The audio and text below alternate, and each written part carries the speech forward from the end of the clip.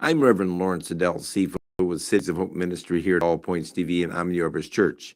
And thank you for tuning in today to another 15 minutes to a greater understanding. Today we're going to talk about what is the um, what is the reason for the 400-year silence between the Old and New Testament. Well, the 400-year gap between Malachi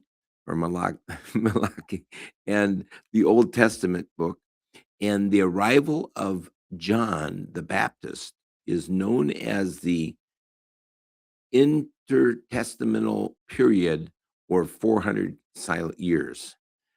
Historically, it was anything but silent. It was a dynamic era of political, cultural, and religious upheaval that perfectly set the historical stage for a New Testament. The divine perspective was theologically, this pause between the Old and New Testament is seen as God intentionally withholding new prophetic revelation and building anticipation. There was no miracles until Jesus arrived on the scene.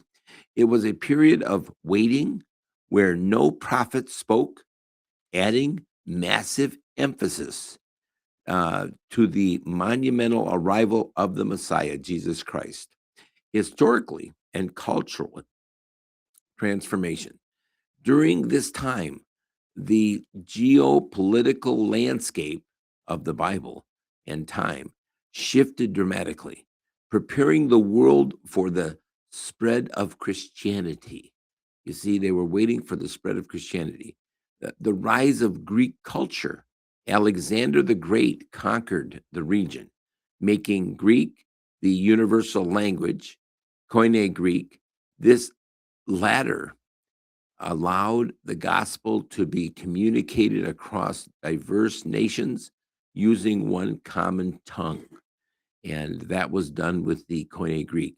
Establishment of synagogues within the temple in Jerusalem, distant for many local Jewish communities, formed synagogues as place of worship and education, which later provided Paul, an early missionary, Paul or Saul of Tarsus, early missionaries, a perfect platform to preach.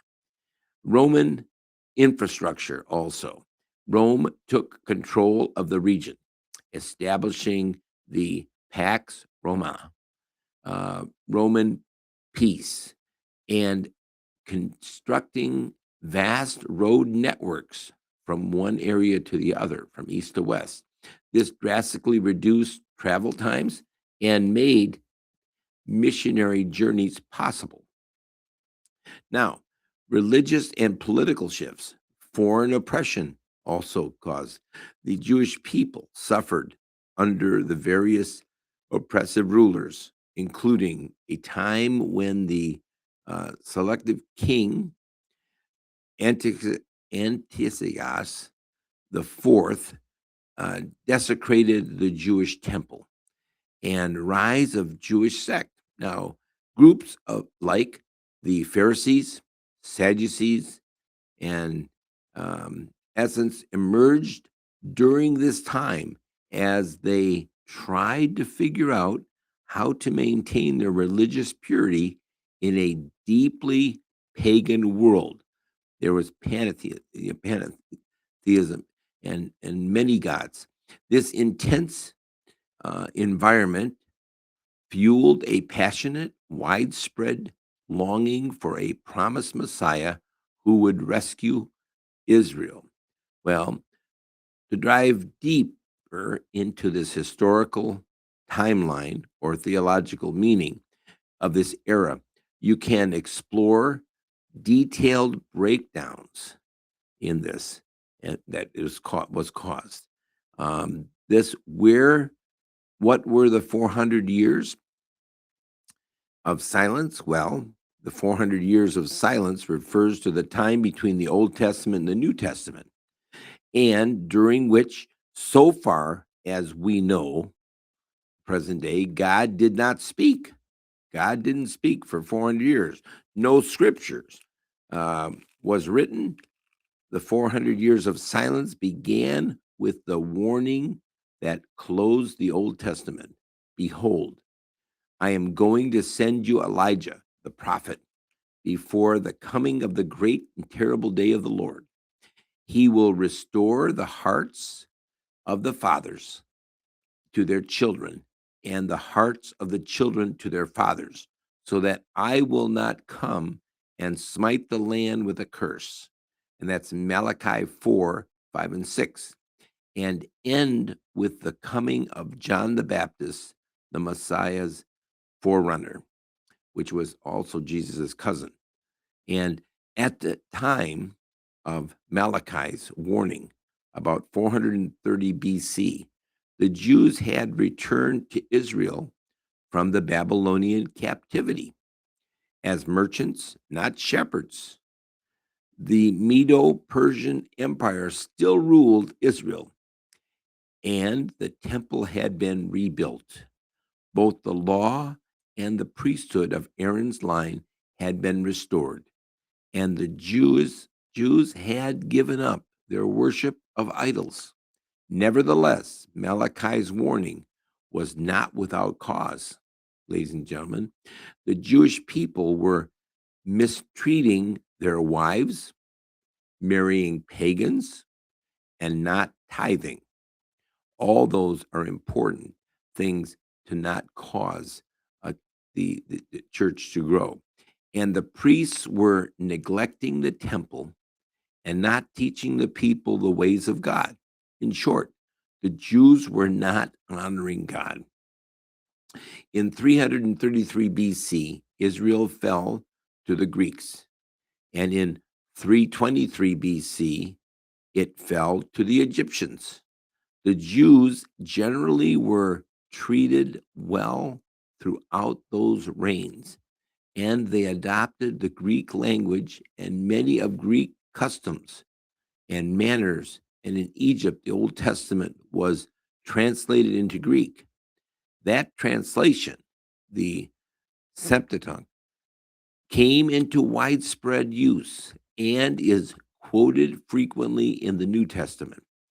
Jewish law and the priesthood remained more or less intact until Antiochus the Great of Syria captured Israel in 204 BC. He had his successors, Antiochus Epiphanes, persecuted the Jews and sold the priesthood. And in 171 BC, Ephraim desecrated the Holy of Holies. The desecration resulted in an uprising by Judas of the Maccabees, of the priest line of Aaron. And in 165 BC, the Jews recaptured Jerusalem. Herod cleansed the temple.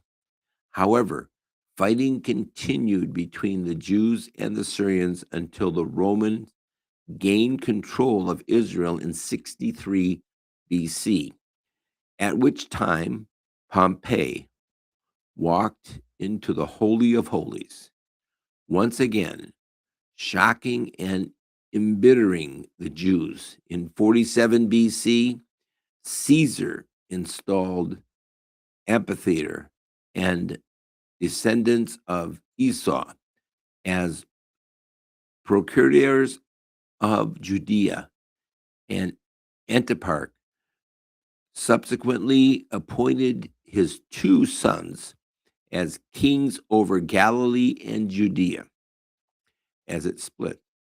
As the New Testament opens, Antipater's son, Herod the Great, a descendant of Esau, was king, and the priesthood was politically motivated and not on the line of Aaron. Politics also resulted in the development of two major factions, the Sadducees and the Pharisees. The Sadducees favored the liberal attitude and practices of the Greeks. They held to only the Torah as regards religion, but lost most aristocrats and did not think God would have any part in governing the nation. The Pharisees were conservatives, zealots, who, with the help of the scribes, developed religious law to the point where the concerns and cares of the people were essentially meaningless. Additionally, synagogues, new places of worship, and social activities had sprouted up all over the country, and religious and civil matters were governed by the lesser and the greater Sanhedrins, which were the ruling class of the synagogue. The greater Sanhedrins, being compromised of a chief priest and 70 other members that handled out justice, sometimes by 39 lashes administered with full force, as Jesus took those 40 minus 1 lashes. Between the time of Malachi and the coming of the Messiah, several prophecies were fulfilled, including the 2,300 days of desecration between 107 and 165 BC. Daniel 8:14. However, the people did not put to good use either the fulfilled prophecies nor the 400 years the nation was given to study scripture, to seek God. Psalms 43 through 44, and to prepare for the coming Messiah. In fact, those years blinded and defeated the nation to the point where most of the Jews could not even consider the concept of a humble Messiah. If you look at Zechariah 9:9 and Isaiah 9:10 and John 12:40, almost 2 millennia have passed since the New Testament canon was completed. And through the words, though the words is full of grace and truth, and through the birth, life, and death of Jesus, fulfilled a staggering array of prophecies. The Jews as a people have yet to come to open their eyes and ears, but Jesus is coming again, and one day a remnant will both see and hear of Jesus Christ. Well, the thing is, this 400 years of silence was important because the church was organizing. They were waiting for the Messiah. They were waiting for things to happen. They were waiting for the Jews to reorganize from the Old Testament to the New Testament. And all this took time and place. And because of the time, it was very important. Why was God silent for 400 years? Well, the 400 years silence between Malachi and the New Testament was not a period of inactivity, but a time of preparation for the word.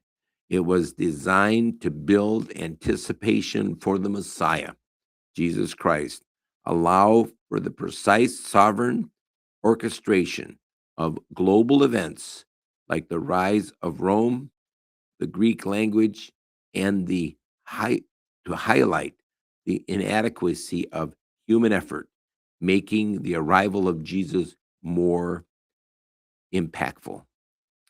Well, thank you for tuning in to another program of 15 minutes to a greater understanding. And be with us tomorrow when we talk about what is the proper protocol when someone has aught against you. See you then.